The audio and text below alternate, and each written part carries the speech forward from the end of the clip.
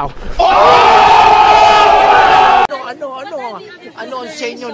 Natamimi kayo, ano? Hey, what's up mga lodi natin dyan? Good morning at kumusta po? So, for today's video mga idol, tara panoorin natin at magbigay tayo ng reaction dito kay Mel and Justin dito sa upuan cover question on TikTok. So, courtesy by Joy Evangelio. So, supportahan mo natin mga idol. Tara, panoorin natin kung gaano ka ba kalupit itong nag-cover ng upuan. So, let's J!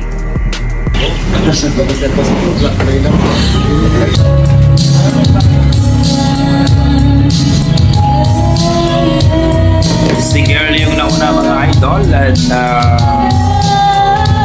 mukhang magandang boses ni ate ha.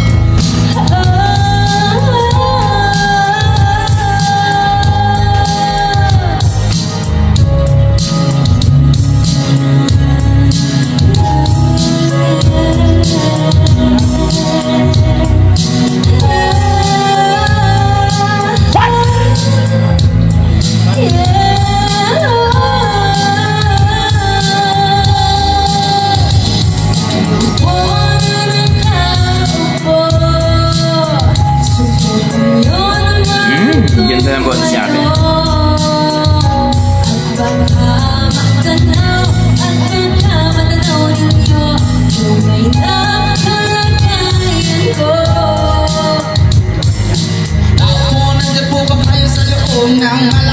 Oh, wow! Si Kuya na naman.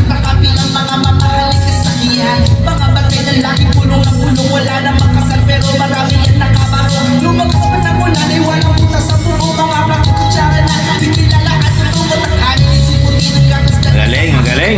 Hindi mas kasalam ka sa ibig hamon. Asal ka sigurong mahirap sa bahay na ganyan. Sabi pa nila, ito mo rin matagpuan ang taon na nagmamayari ng isa. Lupuan na pag may pagkakatao'y pinagagawa. Kaya naman, hindi niya pinagagawa. Kung makikita ko lang pa siya ay aking sisigawan.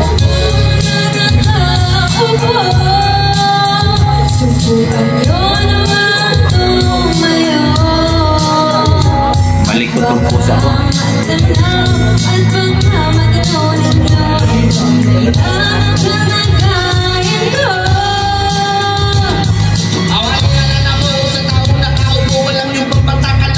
Panalo ha.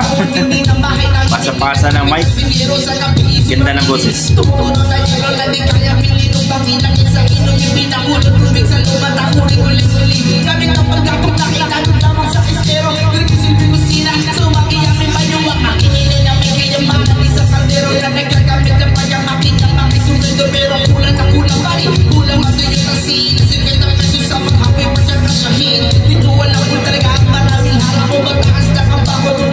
Galing mo kuya.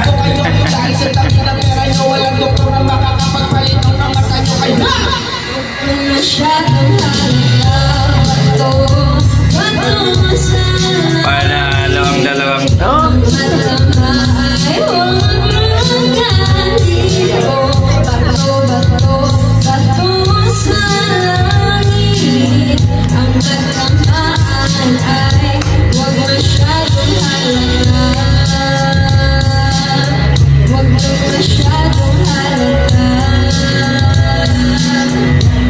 Galing, galing.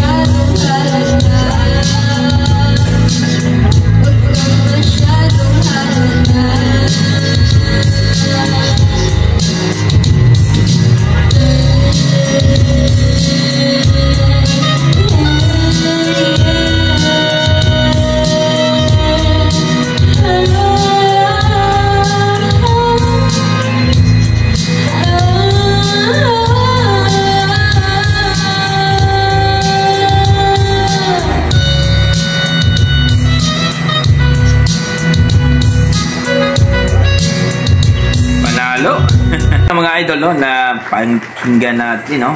Yun nga mga idol at talaga namang napakagandang boses ni ate at ni kuya no, dito sa kanilang cover song na Upuan.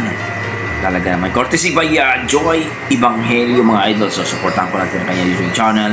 2,000 pa po ang kanyang YouTube subscriber. So na-amaze ako, nagustuhan ko. Ang ganda kasi teamwork no. Pasa yan ang napakahirap mga idol na wala kayong dalawang microphone. No? Mas maganda kung dalawa. Pero siyempre, yan sa sitwasyon nila mukhang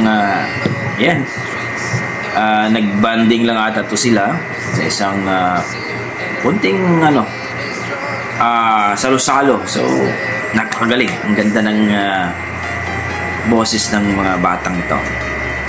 Dito kay kuya at ni ate na talaga namang itong si Mil, Justin and Juby. Wow. So, para sa akin, na-amaze ko, nagustuhan ko. Kayo mga idol, ano masasabi nyo sa kanilang performance? Na-amaze ba kayo? Nakulangan ba kayo? Please comment down below mga idol. Gusto ko malaman ang inyong opinion. Maraming salamat. God bless. Ingat po lagi, basta may dugong Pinoy. Malupit talaga sa kantaan yan. I tried so